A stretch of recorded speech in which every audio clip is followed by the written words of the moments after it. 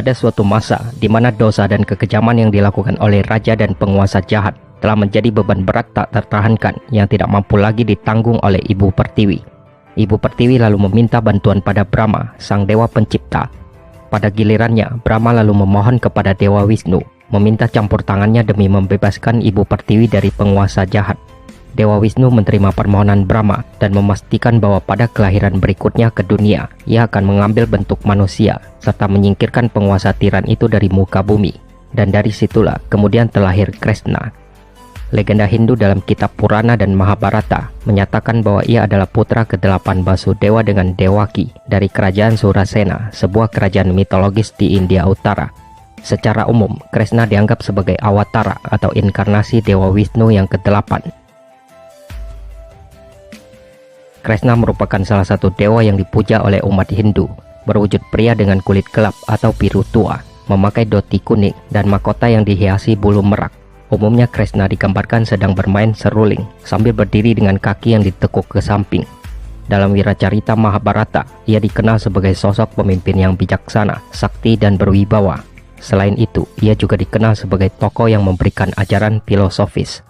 Berbagai tradisi menggambarkannya dalam berbagai sudut pandang sebagai dewa kanak-kanak, tukang kelakar, serta pahlawan sakti. Riwayat Krishna dibahas dalam beberapa susastra Hindu seperti Mahabharata, Hariwangsa, Bhagavata Purana, dan Wisnu Purana.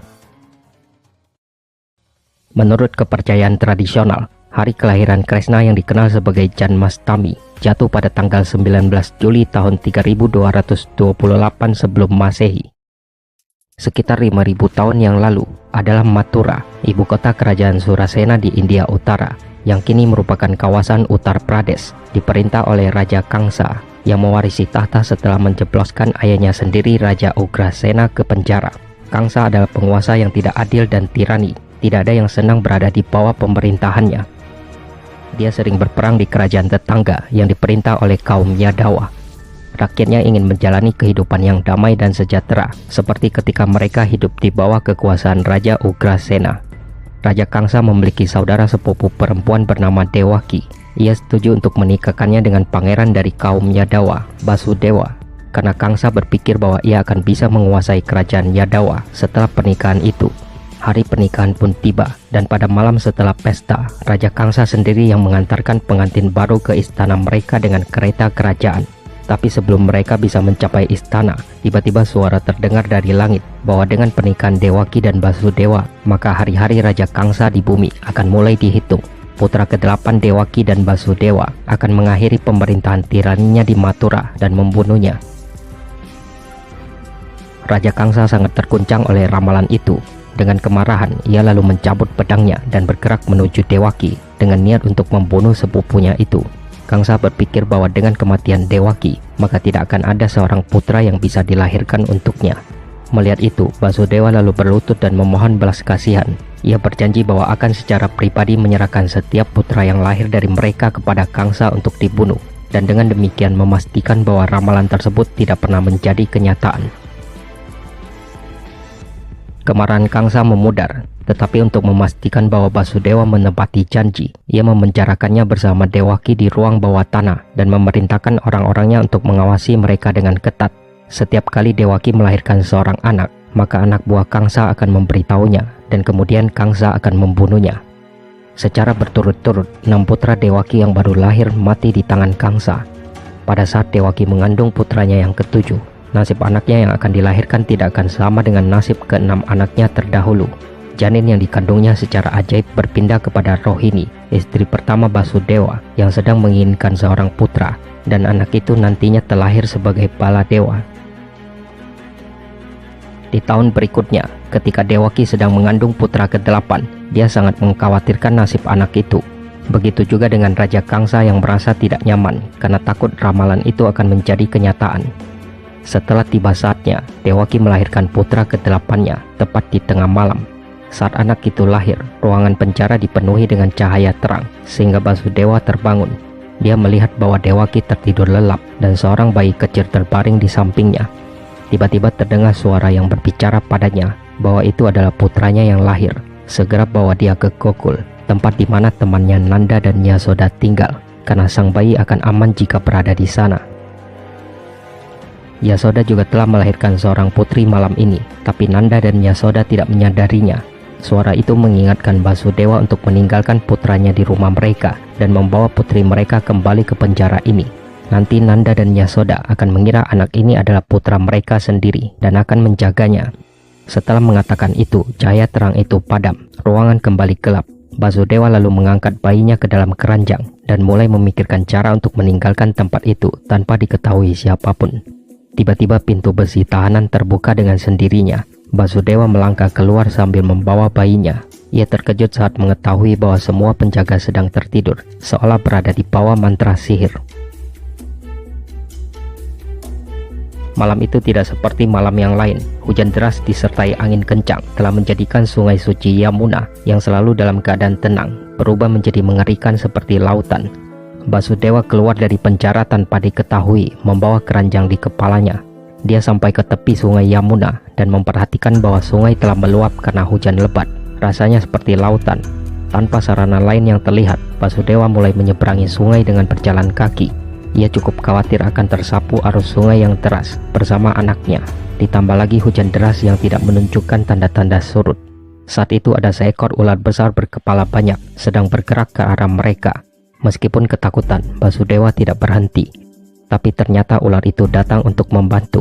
Ia menutupi Basudewa dan anaknya dengan kepala-kepalanya yang membentuk tudung, secara efektif melindungi mereka dari hujan. Ular itu adalah Adi Anansesa. Dipercaya bahwa Dewa Wisnu bersandar pada sang ular tersebut. Adi berarti awal, Anan berarti tidak pernah berakhir, dan Sesa berarti sisa. Ular ini telah hadir sebelum alam semesta dan akan tetap hadir ketika segala sesuatu yang lain tidak ada lagi. Sang ular juga mengambil wujud manusia bersama dengan Kresna. Ia terlahir sebagai Balarama, kakak Kresna. Basudewa menyeberangi sungai dengan nyaman dan mencapai Gokul.